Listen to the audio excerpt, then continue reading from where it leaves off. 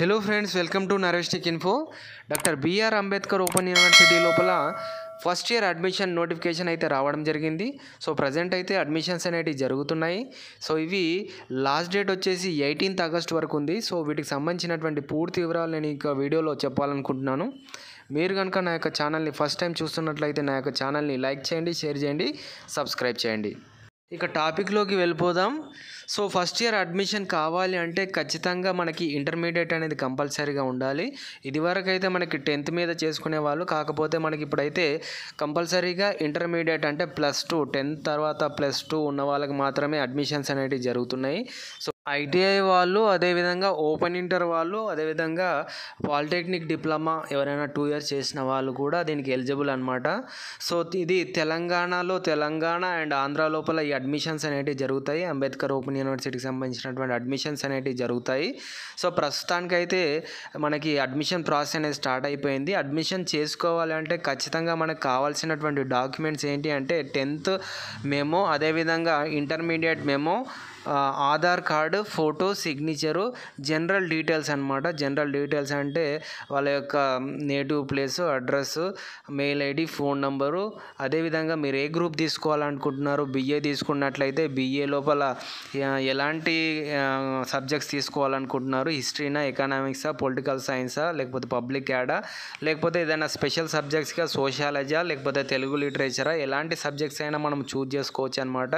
అదేవిధంగా బీఎస్సీ అయితే మీరు బీఎస్సీ లోపల ప్రాక్టికల్ సబ్జెక్ట్స్ ఉంటాయి కాబట్టి ఇవి చూసుకొని పెట్టుకోండి. అంటే ప్రాక్టికల్స్ అనేవి ఎక్కడ జరుగుతాయో, ఏ సెంటర్ లోపల జరుగుతాయో, స్టడీ సెంటర్ లోపల జరుగుతాయో తెలుసుకొని పెట్టుకోండి.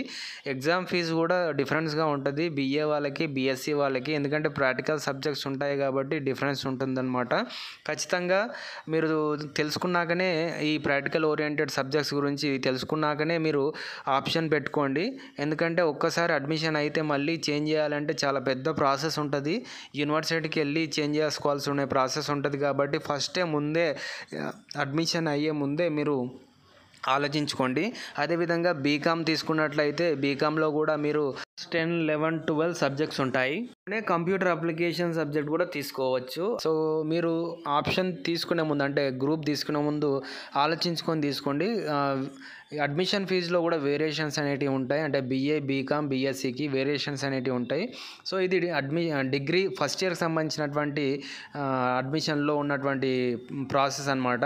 సో మనకి అదేవిధంగా పీజీ కూడా నోటిఫికేషన్ దీంతో పాటు ఆల్టర్నేట్గా వచ్చింది కాబట్టి పీజీ కూడా అడ్మిషన్ ప్రాసెస్ అనేది స్టార్ట్ అయింది. సో పీజీకి కూడా కావాల్సినటువంటి డాక్యుమెంట్స్ ఏంటి అంటే మనము 10th memo, degree memo, provisional కూడా అడుగుతుందన్నమాట.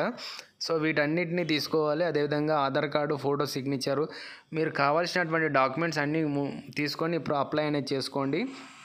అప్లై చేసుకున్న తర్వాత మనకి అప్లికేషన్ ఫామ్ వస్తుంది. అప్లికేషన్ ఫామ్ వచ్చిన తర్వాత మనకు అప్పుడే పేమెంట్ అవ్వదు అనమాట. పేమెంట్ కావాలి అంటే మనము స్టడీ సెంటర్కి వెళ్ళాలి. మీరు ఎక్కడైతే కాలేజ్ సెలెక్ట్ చేసుకున్నారో, స్టడీ సెంటర్ సెలెక్ట్ చేసుకున్నారో అక్కడికి వెళ్ళి అక్కడ వెరిఫై చేయించుకోవాలి. అంటే ఒరిజినల్ చూపిస్తే వాళ్ళు వెరిఫై చేస్తారు. ఒక సెట్ జిరాక్స్ ఇవ్వాల్సి ఉంటుంది.